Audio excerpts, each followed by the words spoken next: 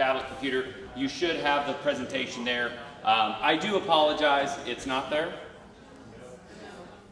Let's double check that.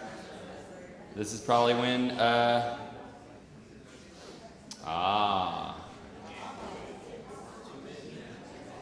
hitting the send button is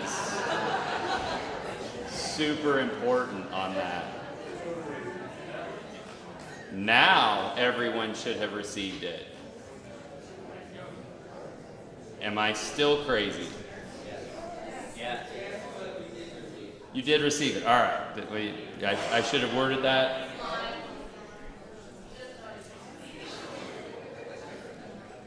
I'm getting a couple kickbacks that I have been getting, so I'm thinking that you guys have received it. So, all right, I'm pretty excited to present about this today, guys.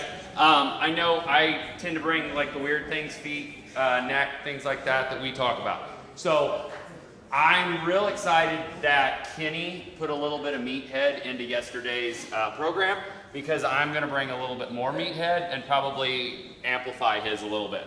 So, protecting the egg. We've got to protect our head, protect the neck. Slide 2 is where I'm at, my disclosures. So we have a forward-facing, public-facing athletic training room that I work out of.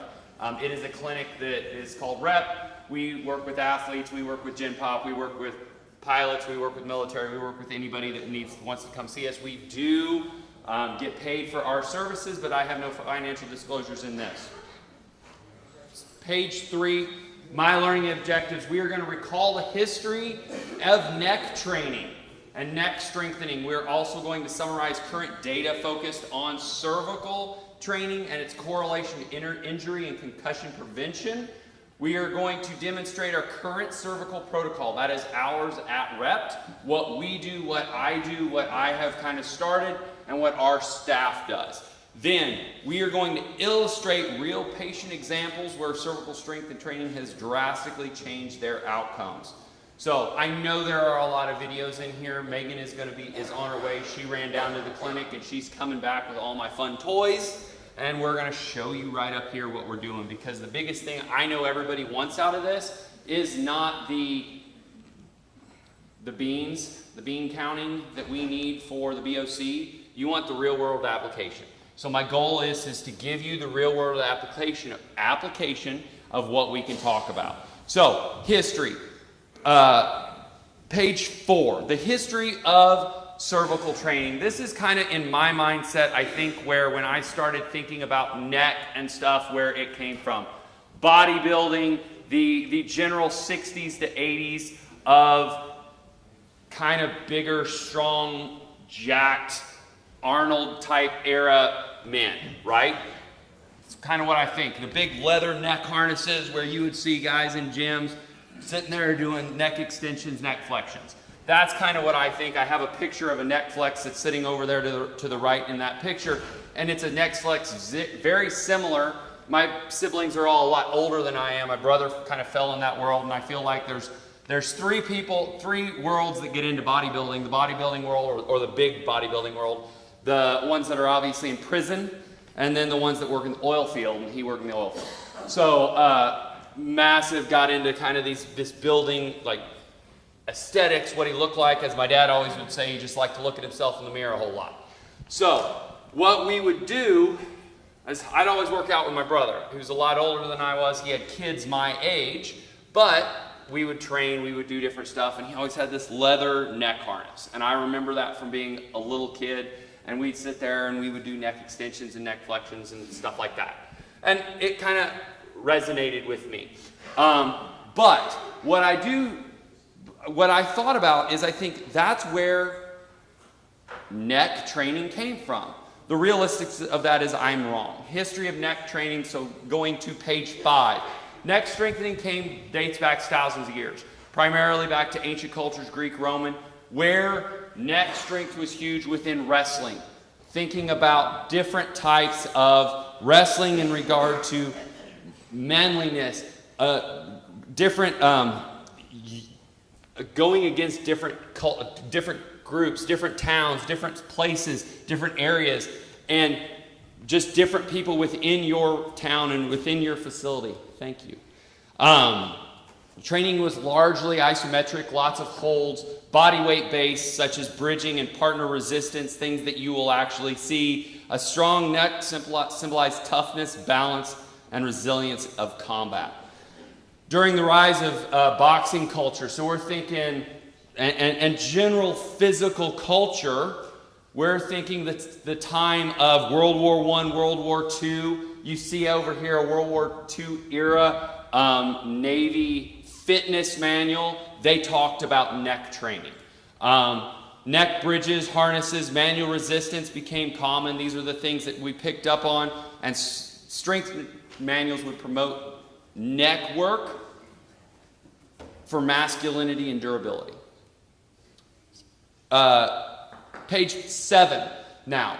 So current, where are we at? There are professional amateur wrestlers and USA Wrestling has really doubled down on neck strengthening. Lots of these organizations have started doing strength work in the neck.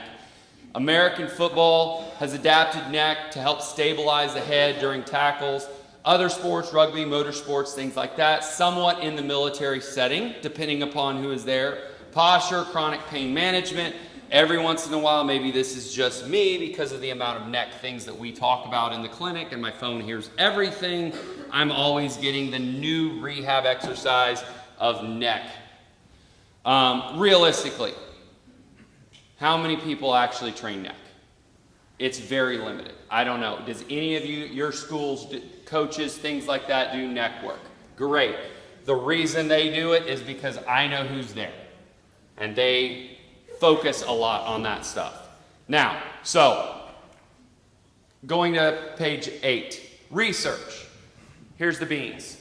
We're going to give you a little bit, okay? The research overall, I'm giving you a general broad basis of what the research is. I'm happy to share all of this with you. There is some really substantial research in regard to neck strength, neck work, things like that. The problem there is that some of it, the way it's been set up is somewhat poor. So general evidence from research suggests greater neck strength and anticipatory activation reduces head acceleration during impacts. This is such as rugby, football, lacrosse, things like that where you get impact. While not eliminating concussions, neck strength does serve as a protective factor, particularly in activities where external forces are unpredictable. Getting tackled, getting hit. Firefighters, pilots, and others wearing helmets for profession, the ability to maintain cervical stability under sustained load can reduce strain and offset cumulative fatigue. Now, page 9, there's a little bit more of the in-depth of those studies. One of those studies was around 6,704 high school athletes were all tested in their actual overall neck strength and was associated with lower concussion odds. What they found in this study specifically was there was a 5% lower odds of getting a concussion with 1 pound of neck increase. So every pound of neck increased strength, you decreased your odds of getting a concussion by 5%. And then obviously with adjusting with sport and gender. There's another study, a very small based study. It was based around rugby specifically. I do believe that a lot of these are rugby studies. It was basically found athletes who later sustained a concussion within that year. Those that had weaker neck extension muscles were the ones that actually got the concussion. There was 11 concussions out of the 43 athletes tested, and those that got the concussion in the initial testing had weaker extension muscle. Now, non-concussion based, there is a research article based around deep neck flexor endurance testing done in athletes pre-season. It found that those with a lower deep neck flexor endurance score, which means time in that deep neck flexion, so they basically tested that by getting you into good deep neck flexor off of like a table and going into flexion and trying to hold that with solely your deep neck flexors. And what they found was those that had a stronger deep neck flexor tended to have lower tended to have lower possibility for injury of all sort throughout their body.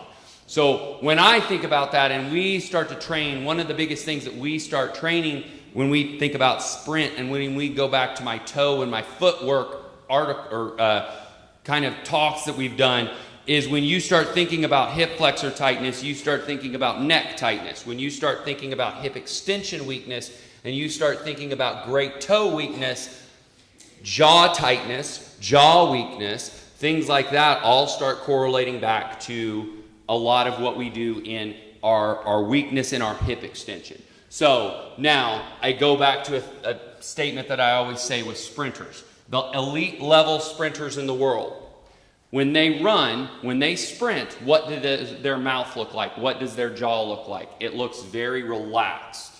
It's very here. Not tight, not clenched, not in this position like this. What do our football players look like? So when you start actually having neck, jaw, strength there, all of a sudden now your hip extension changes, your toe drive changes, things like that. Now, in some of the research, there's a lot of military research. A lot of it's out of the country, but the military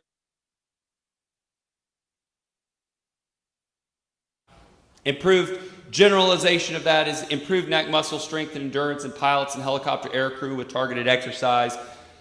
There's evidence that it reduces neck pain prevalence and functional improvements, and deep neck flexor stretching protocols showed positive functional effects in the smaller studies.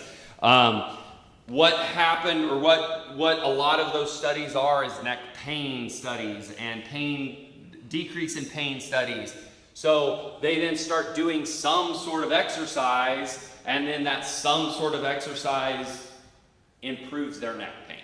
I'm not going to say that they're all great studies, but realistically, when you start doing something, things start to improve, right? But a lot of them are, I think we're now slowly getting into some of that, especially in the pilot world, some of the research in G-force and deep flexor strength and stuff like that. So going to page 10, just kind of a generalization of what we've kind of find in the research.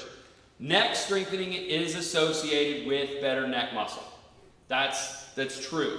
We know that just biomechanics. We know that just in general, strength and conditioning. When you strengthen a muscle, it's going to be stronger. Performance and stability, force absorption improve. Some observational and intervention studies show correlations between greater neck strength and lower concussion or injury rate. I will say the concussion research is not ideal. It's not great. There's some that show great results, and then there's some that it's just like, eh. So it's kind of one of those things where take it with a grain of salt, but understand that there's a lot of people that have had great results with it, and there are studies that are really good. Biomechanical research supports the idea of a stronger neck and reduce head and acceleration after impact. So, train neck strength, especially, so kind of takeaways from a lot of this research. Train neck strength, especially extensor strength. Symmetry balance because deficits and imbalances show increase in risk signals in some studies. Pair strength with neuromuscular readiness. Treat the neck as it is likely helpful, rather than, man, this is the way, Coach, we're going to stop all the concussions, Coach. We're going to stop all the concussions. Understand that it is likely helpful, and you will probably see a decrease in concussions. But I'm not going to say that it is the end-all prevention plan for concussion. Now, my why. Why did I start? I kind of told you a little bit about my brother. My brother is kind of in the bodybuilding, whatever world, big, strong guy world. My dad was, he obviously was older. He left the Army in 1954. My dad, because I saw his exit eval, my dad had a chest of 48.5 inches. He had a waist of 28 inches, and he had a neck of 18.5 inches. Yes, his chest was 20 inches larger than his neck, than his waist, and his neck was only 10 inches larger or smaller than his waist. He was a large built man. Now, only like this tall, So he was a midget. I'm the giant of our family. All of my siblings look like this. I look like this. So he had this strength. He always had it up until his 70s when he passed, and just had this large upper traps, large back, because he worked a lot of things. When in 1968, he fell 43 feet at Argonne National Laboratory in Chicago, Illinois. He got hit off of he was working on as a lead kind of in the construction industry, got hit in the chest with something, fell off. This was before a lot of people tied into things, fell 43 feet, broke his spine, broke his neck, broke his back. There was more hardware in that man than there wasn't, realistically. So he laid in the hospital. They basically thought, he heard the nurses and doctors talking about how basically he was going to die. You guys need to plan funeral arrangements, things like that. He came back, had zero neck pain, zero neck problems, ended up having it wired. I remember him talking about, I obviously was not alive at this point in time, but I remember him talking about they had a fire alarm go off when he was in the halo harness after he'd had his neck wired. This was before they did plates and things like that, and just used a little piece of baling wire, and that little piece of baling wire is always fun to see in his x-rays. So I remember him saying they had a fire alarm there at the hospital. The fire alarm went off, and he started to kind of move because he got worried about it, and they have these weight tractions on it. So that weight traction was sitting there holding his neck into place and basically keeping him alive is what the doctor had told him, because he had such a high level of cervical fracture. So that fire alarm went off, and he's like freaked out, and the weight falls off of his traction. And now all of a sudden, he sat there and he said, I sat there for 12 hours just like this, afraid that I was going to die, basically die, right? Because I was told by my doctor that if I move, I'm dead. So when they came in, they're like, oh, your traction fell off, and came in and kind of fixed his traction, and it was, hey, look at that. So we were, so that was one of those things where I saw that neck strengthening, man, it really, a guy with a thick neck can be really beneficial. It can save your life. So I hurt my neck, caused me to have C6, C7 radicular symptoms down my hands. When I did that, I was riding bareback horses. I typically didn't have a lot of problems, and I typically stayed away from neck training after that, due to the fact that I was like, man, I don't want to impinge this, I don't want to flare this up, I get that numbness, I get that tingling, and when I get that, it kind of sucks. So what I ended up doing is I went to, I would stay away from a lot of that stuff. In 2014, I was working at Rice University with Kevin Yoxall, Jordan Betts. Those two are amazing. They are strength and conditioning coaches. Kevin Yoxall is a Hall of Fame strength and conditioning coach. I'm actually on number 11. So, and Jordan Betts is just probably realistically one of the smartest men I've ever met. Coach Yox had a neck flexes, and he put neck flexes on every rack in our weight room. And what he did is he said, I started talking to him about my neck and things like that, and he's like, yeah, try it, it's not gonna hurt you. So I started doing some neck flex work, I started doing some things like that. Jordan Betts was so down the neck training, like he had done so many neck stuff. He was out there pulling sleds with his neck. He was doing everything you could possibly do in neck training, and he is probably the #1 person in the neck training world, I would say. But I got to kind of learn from those two. What I did is I did neck flex work. Neck flex is one of the neck harnesses. I did pretty well extension, flexion, some lateral, some rotations, some stuff like that. And what I will tell you is my intermittent radicular symptoms were gone, and if I kept up with my standard 4-way exercise, I did not have other issues. We can go on to that next slide. All right, so how do we treat neck when you come into my clinic, our clinic? We do an evaluation. When that evaluation, we determine whether you have a bony or discogenic issue. We then determine if there is myotomal weakness or a dermatological radicular pattern. If we need imaging, we get imaging. I'm not going to tell you that everybody, I feel comfortable with treating people with radicular symptom. That is not, does not have full imaging, that is because I have worked with a lot of neck and back. Thank you, Aaron. You are awesome. You guys are all awesome. I work with a lot of neck, back, and things like that. I feel comfortable with that, but we have a kind of a disclaimer on that of if this symptom does not go away within a week or two, we're getting imaging, or if it does not continue to improve. So if we continue to improve, we can talk through it because we pretty well know what you got. But if we've got an idea that, hey, we really need some imaging, we're going to send you to somebody to get some imaging. How do we treat? We do a lot of soft tissue work, manual therapy, traction, upper trap, first rib mob, a lot of very similar to Lindsay Stevens, how she does the first rib mob. Man, dry needling for the neck is great. It works so well. Upper trap, dry needling, dry needling the neck. That it does the thing. And I'm not a person that just says, hey, this is my only thing, but it's a thing that works really well. So in strength world, we teach trap engagement. Trap engagement is mid trap, low trap, not just everybody walking around like this. I want to be up here. Try to start them in that mid back. Try pulling that mid back down.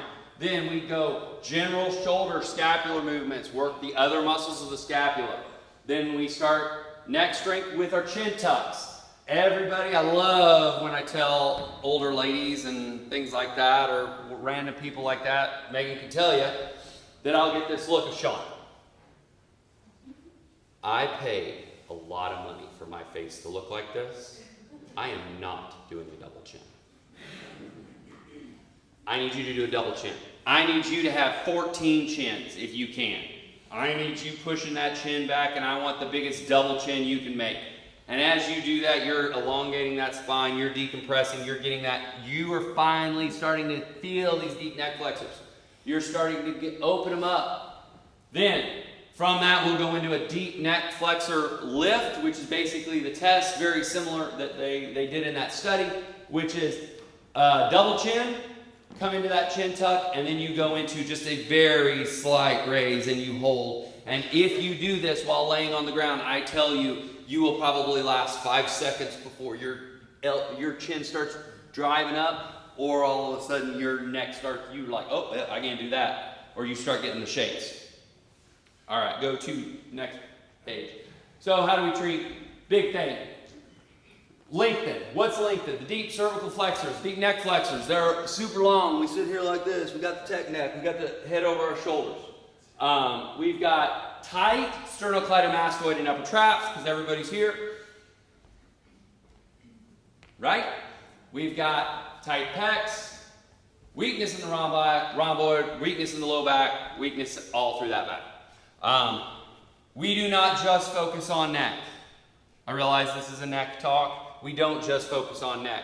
We pull. We pull a lot. Our people do not do, our patients, our athletes, our stuff, they do not do a lot of pressing.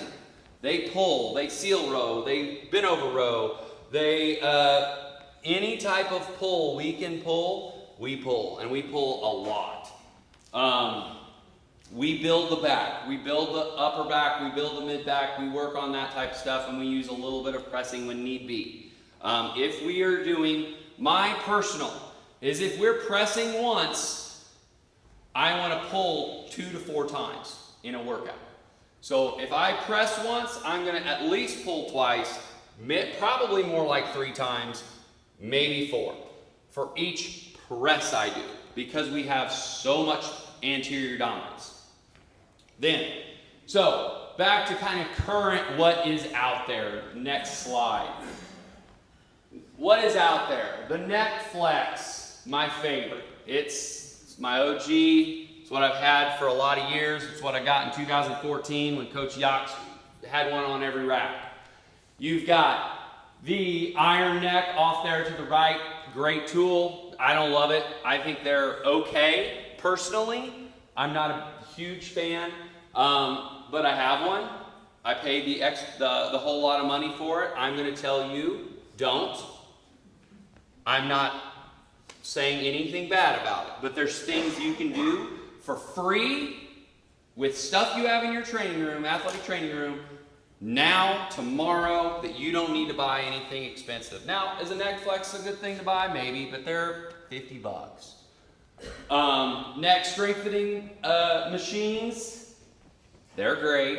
We just got one, found it on Facebook Marketplace. Thanks Charlie and Melissa for picking it up.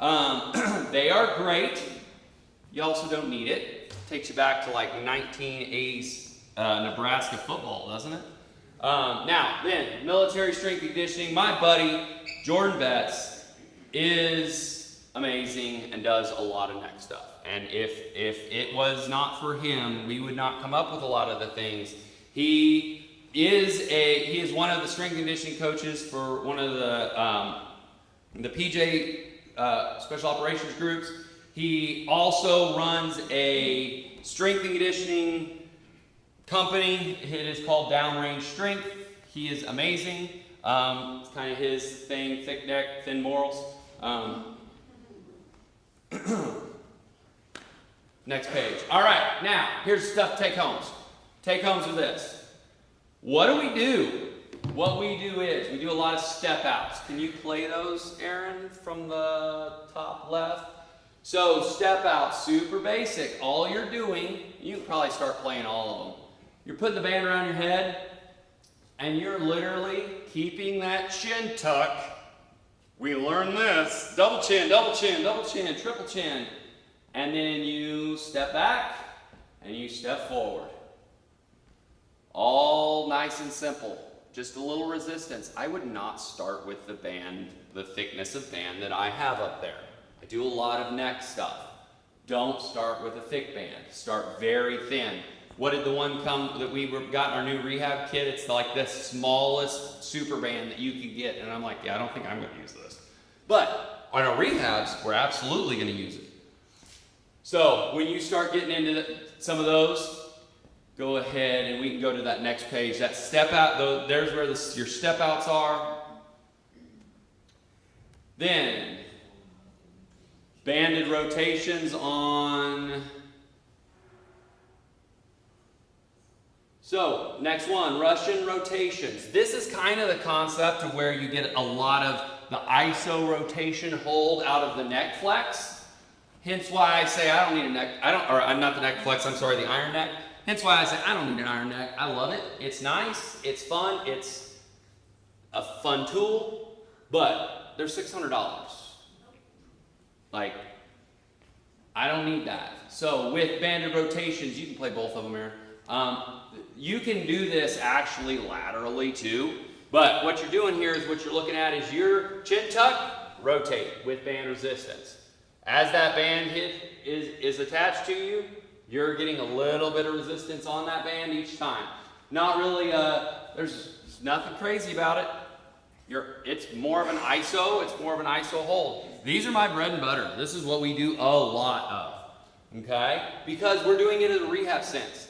Coach Betts, he does a lot more in the strength side of stuff because he does strength. I do more rehab, more stuff like that. I can apply this to anyone. We can go to that next slide. So, then if you want to get a little rowdy, now all of a sudden, you start getting into some banded flexions, flexion extension, things like that. So, our four-way banded neck is like we're sitting up in a rack. Welcome to my garage. Sorry, these are old videos that I had used from probably, I don't know, 3, 4, 5 years ago for rodeo athletes. But the J hooks up in a squat rack, you can put a band up there, you can do four-way against those. Lateral flexion, extension, flexion. I like just the little bands, using the little bands right there, going through those movements. One trick that I do is I have like this little like bread tie thing or whatever, something like that I'll put basically at the head, at the front, right by my band, so then that band doesn't slip.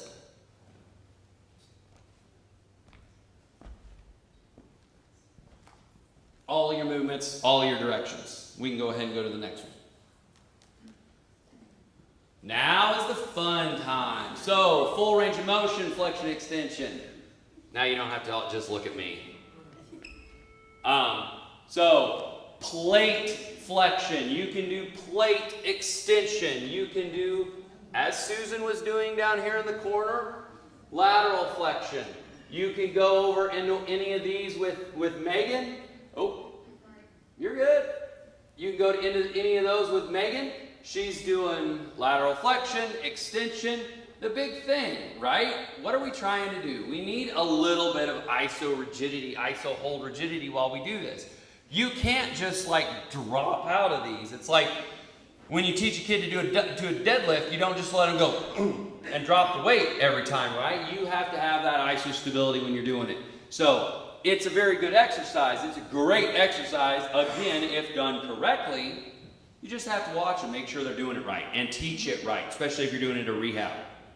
Manual 6-leg. Go ahead and go to that next. Manual resistance. Man, you want to be sore in your neck. You do some manual resistance work. I will tell you, this is, now we get old school.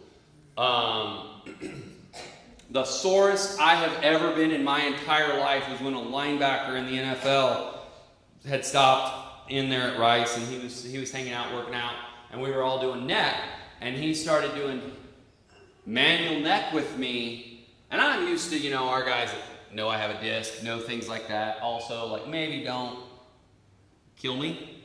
He was not that.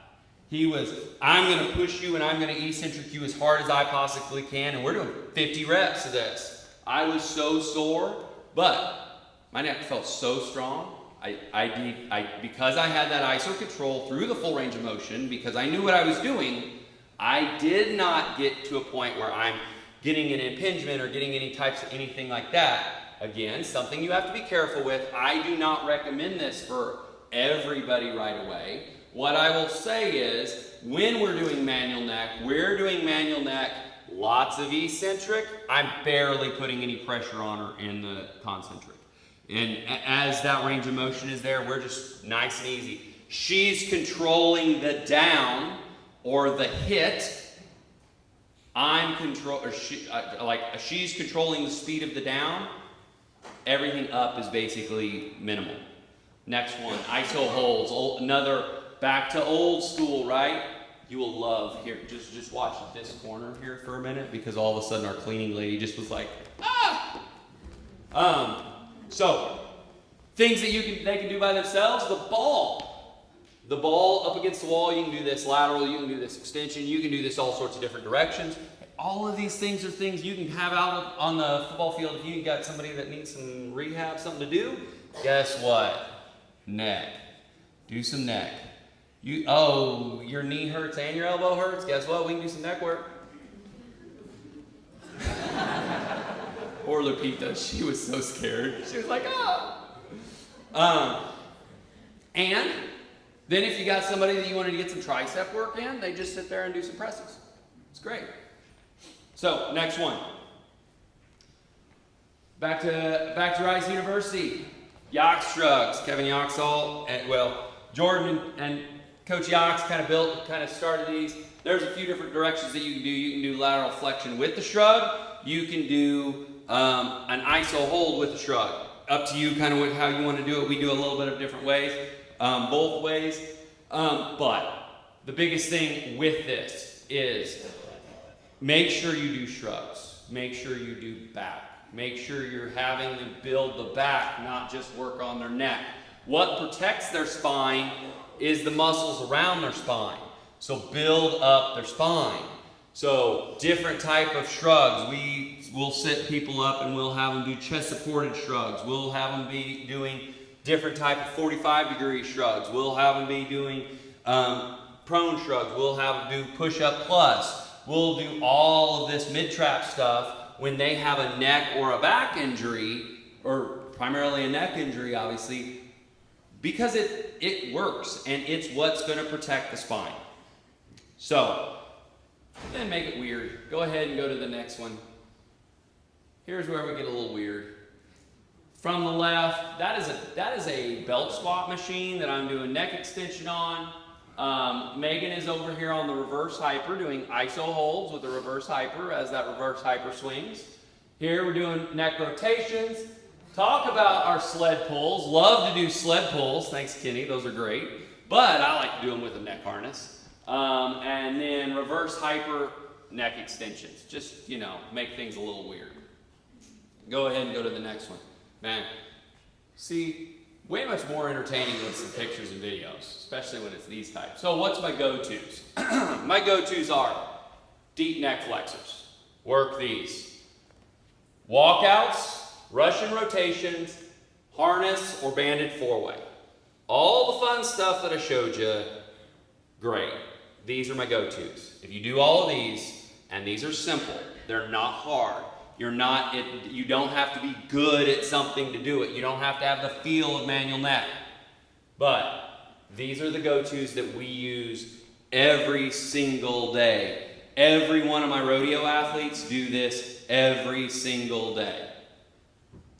All right, so we're going to go through some patients. I'm going to try to hurry because I know we started late. So go ahead and go to that next one. Patient number one. So, patient number one was a 35-year-old Navy fighter pilot. He is a graduate of the Top Gun School. On a current assignment to San Antonio due to family in Georgetown and wanted to take time away from dogfighting, intense flying due to severe neck pain for 5+ years. His last deployment required lots of dogfighting practice. Previous radicular symptoms in the past 6 to 7, or in the past to C6, C7. Current primarily complaint is shoulder and arm pain with long thoracic nerve symptoms. He saw us on 8/25 of 25. So what did we do with him? We basically had a long conversation, and I said, I don't have images. I mean, we had x-rays.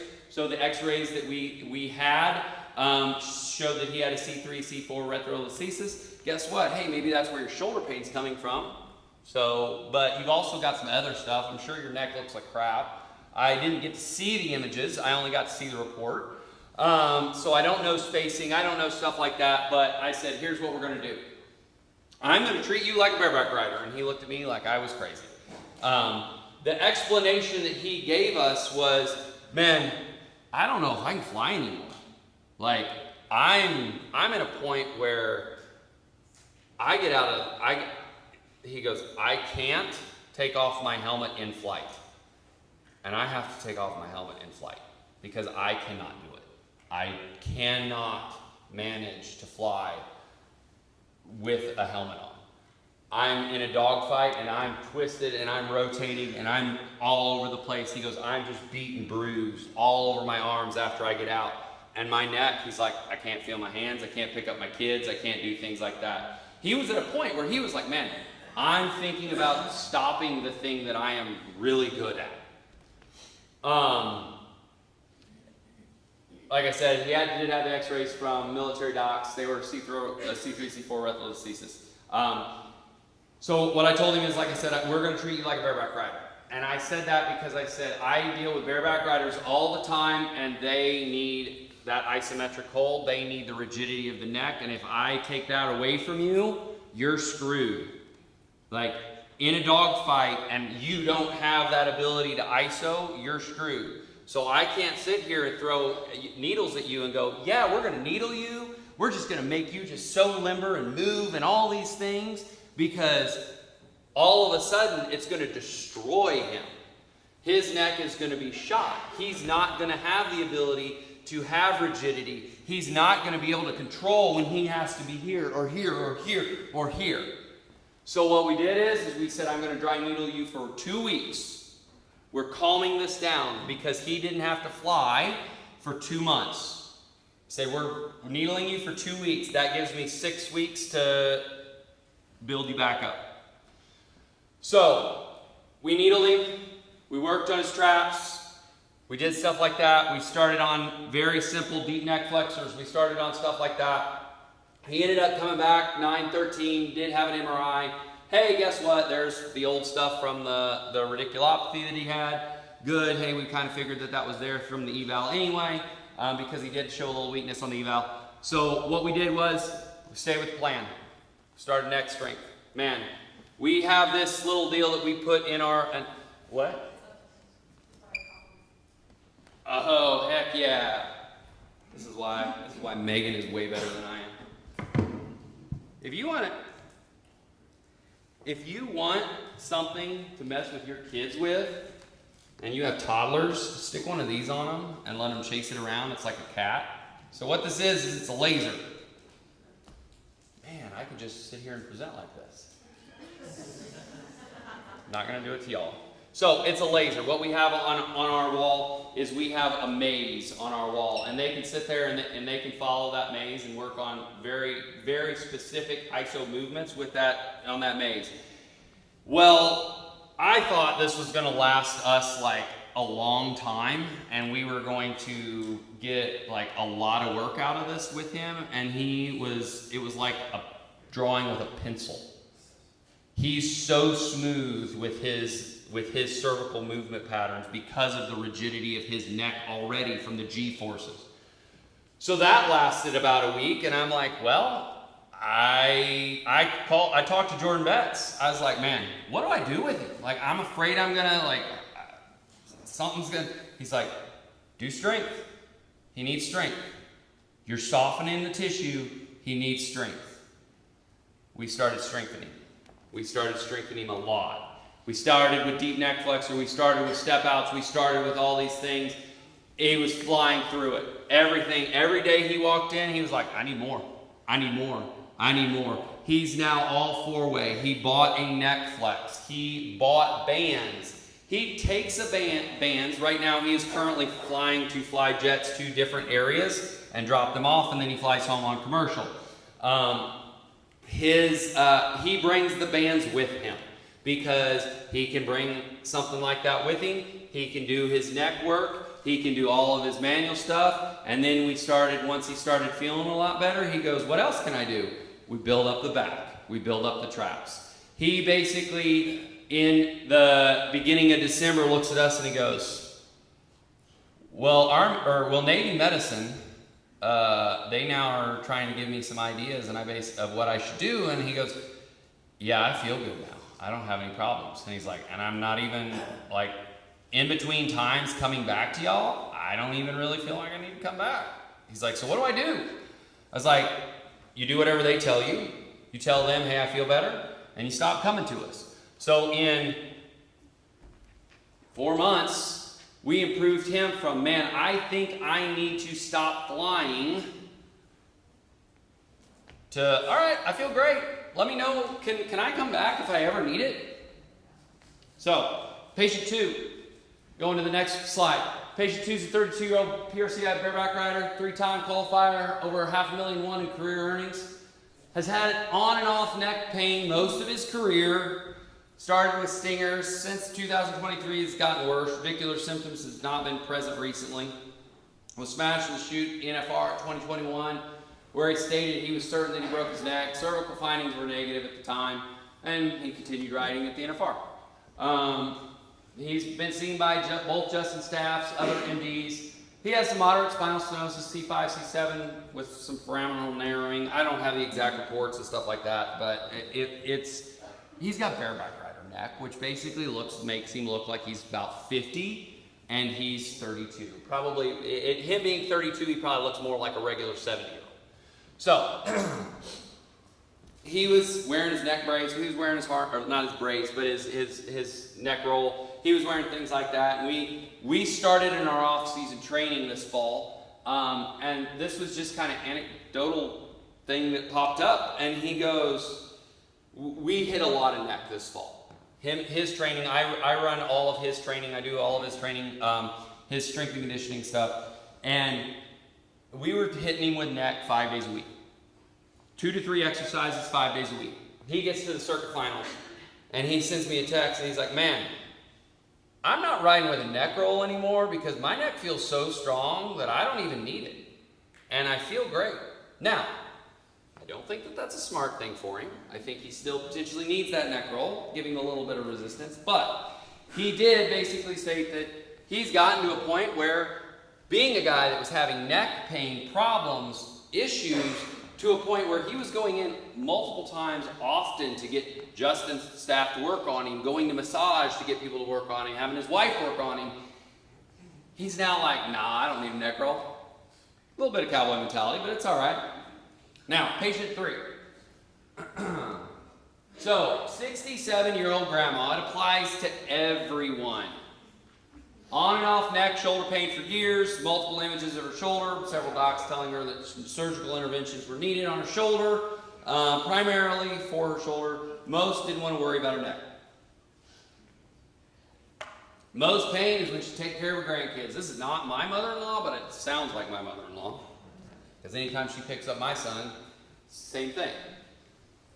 She won't listen to me, though. Especially for extended times. Daughter and son-in-law have been living with him for about 6 months, so she's getting to pick up kids every day. Finally had an MRI imaging done on her neck because her nephew is a doctor and was like, I really think my neck is the problem. Her nephew ordered the MRI. Problem.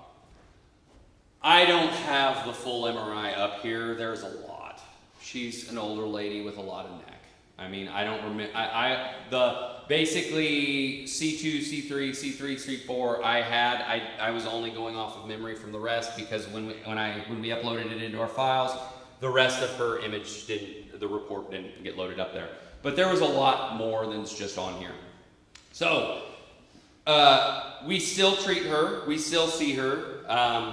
She's now sent her son-in-law and other family to us because she felt so great because we started with her because she doesn't need that other stuff. She doesn't need the ISO control riding a bareback horse or getting in a fighter jet or something like that. So we still do a lot of needling with her. It drastically helps her tightness, her stiffness. She is very kyphotic. She's got a lot of forward head. She's got a lot of issues that I've told her at her age and what her spine probably looks like because I've not actually seen the images. I'm not fixing, but we're going to fight the symptoms. And it's really funny when a 67-year-old grandma, all here, comes in, puts the band on her neck, and starts doing neck extensions, and starts doing neck work. And will tell you that I felt worse all Christmas break, because I didn't get to do my neck work. Because I had all of my kids there. So we still see her, she still comes in, we still do a lot of dry needling and things like that because it does work really well for her. But go ahead and go to that next slide. Takeaways for this is get comfortable with teaching tucks, deep neck flexor lifts, move to ISO holds, banded ISOs, then work range of motion. Always can do with or without resistance. You can hang somebody off an athletic training room table and you can do range of motion. Start adding resistance. I like volume in this. Don't do 3 sets of 10. Just because 3 sets of 10 is the rehab, don't do 3 sets of 10. 3 sets of 10 is BS. Do volume. 3 to 5. Lots. 20 to 100 reps. How did you feel after doing 100 yacht shrugs? Felt great. It feels great. All of a sudden, you may not feel good that day, but you don't use these muscles. We don't work them enough. So all of a sudden, you start putting some volume to it. You'll start walking in, you'll be like, man, I'm standing up straighter. My neck doesn't hurt. I sleep better. When Megan started doing neck work with us, she was like, I sleep so good at night, and I don't even have neck pain. Like, I don't have a neck problem, but I sleep better. So, make it comfortable to everyone. That's why I put our 2 patients here. A towel for girls because of hair around the band. Towel, it works really well. I use a towel. Sometimes I put a beanie on when I've got the girls think I'm hilarious when I'm rocking my beanie, doing neck work. Go ahead and go to that next slide. This is one of Jordan's things. And it's my favorite. Because you should not complain of neck or back problems if you're not actually training it. Because too many people tell you, well, lay off. We got to stop. We can't work it. We can't do it. We can't do whatever. Bullshit. Do as much as you can. Work them. Reverse hypers, neck work, back work, stuff like that. Make them stronger. If they get stronger, they will not have pain, I promise. His Instagram is downrange strength. He's vulgar, I will tell you. If you're offended by things, he's probably not the person to follow, but he has a lot of great information. So go ahead and go to that next slide. One last thing I wanted to talk about. We are opening up a clinic, or we have our clinic. We are opening up some camps this year. I know a lot of you guys have sent us kids to work with and things like that. So what we're doing is we're doing a bridge return to play camp this summer and spring break. So if any of you have athletes that you need, like had an ACL, had a PCL, had whatever, had something that needs to be working, basically this is going to be a very good program, strength and conditioning style of work. They can come 3 or 4 times a week. It's an hour training session. We've got about 60 to 70 spots open for it that we will work with your kids. Obviously, you guys don't want to be doing the rehab stuff with them, but you don't want them going to some of your strength coaches because they might hurt them. If you have somebody, we'll help them. We appreciate all of you guys that have sent us kids. I feel like you guys send us all the time, or now they just come to us all the time. Some of our little schools come to us, but people have asked us for something like this, so we're trying to do it. There are flyers out there in the front of kind of how it's going to be set up. It's this flyer, and Sam, myself, Lauren, Megan, we're all willing to chat and to talk kind of through whatever you need. Is there any questions? Too much meathead. Thick Neck Thursday. Oh, happy Thick Neck Thursday, everybody. It is Thick Neck Thursday. Supporting all life's bad decisions. Nothing? All right.